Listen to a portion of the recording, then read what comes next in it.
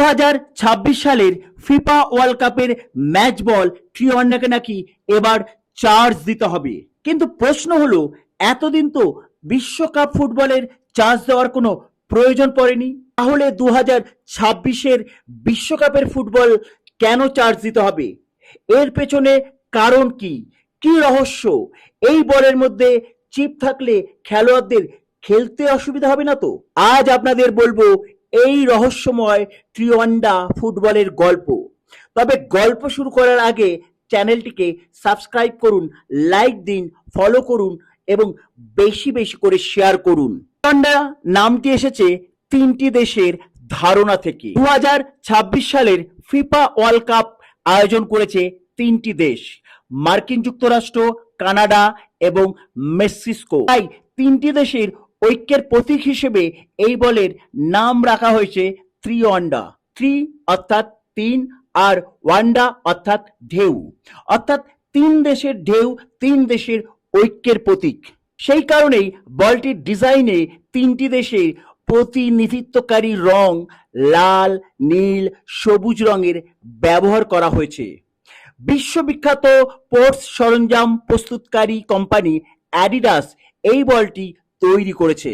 আগে ম্যাচ শুরু হওয়ার আগে রেফারিদের দেখতে হতো বলে ঠিক মতন হাওয়া আছে কিনা, কিন্তু এখন তাদের আরেকটি বিষয় দেখতে হবে, বলের চার্জ ঠিক আছে কিনা। তাহলে কি খেলার মাঝখানে চার্জ শেষ হয়ে গেলে ম্যাচ থেমে যাবে?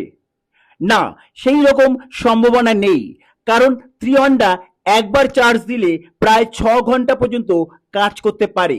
ফলে 90 মিনিটের খেলা, অতিরিক্ত সময়, এমনকি প্রয়োজন হলে আরো দীর্ঘ সময় পর্যন্ত এই বল ব্যবহার করা সম্ভব। আসলে এই ফুটবলের ভেতরে রয়েছে একটি বিশেষ চিপ, আর সেই চিপ প্রতি সেকেন্ডে প্রায় 500 বার ডেটা সংগ্রহ করতে পারে। তাই ট্রিওয়ান্ডা শুধু একটি ফুটবল নয়, এক অর্থে একটি ছোট কম্পিউটার।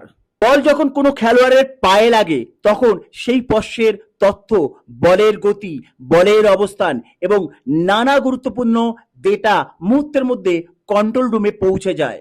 অর্থাৎ মাঠে থাকা 22 জন খেলোয়াড়ের খেলার অসংখ্য তথ্য এই বলের মাধ্যমে বিশ্লেষণ করা সম্ভব। এক কথায় এই বল যেন মাঠের ভেতরে থাকা এক অদৃশ্য গোয়েন্দা।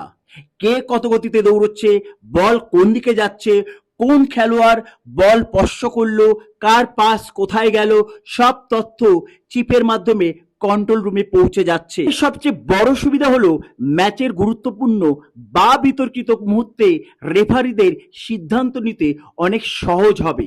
আগে যেসব পরিস্থিতিতে সিদ্ধান্ত নিতে সমস্যায় পড়তে হতো, এখন সেই সিদ্ধান্ত অনেক দ্রুত এবং নির্ভুলভাবে নেওয়া সম্ভব, কারণ বলের ভেতরে থাকবে ঘটনার প্রযুক্তিগত প্রমাণ। ফলে দু দলের মধ্যে অযথা বিতর্ক বা দ্বিমত অনেকটাই কমে যাবে, কারণ বলের মধ্যে থাকবে ঘটনার নির্ভুল তথ্য।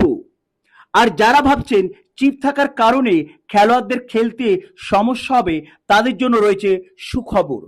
বলের ভেতরে এই চিপের ওজন মাত্র 14 গ্রাম, তাই এটি বলের ভারসাম্য বা খেলোয়াড়দের পারফরমেন্সের কোনো প্রভাব ফেলে না। সব মিলিয়ে বলা যায় 2026-এ বিশ্বকাপের ট্রিওয়ান্ডা ফুটবল প্রযুক্তিকে এক নতুন উচ্চতায় নিয়ে যেতে চলেছে।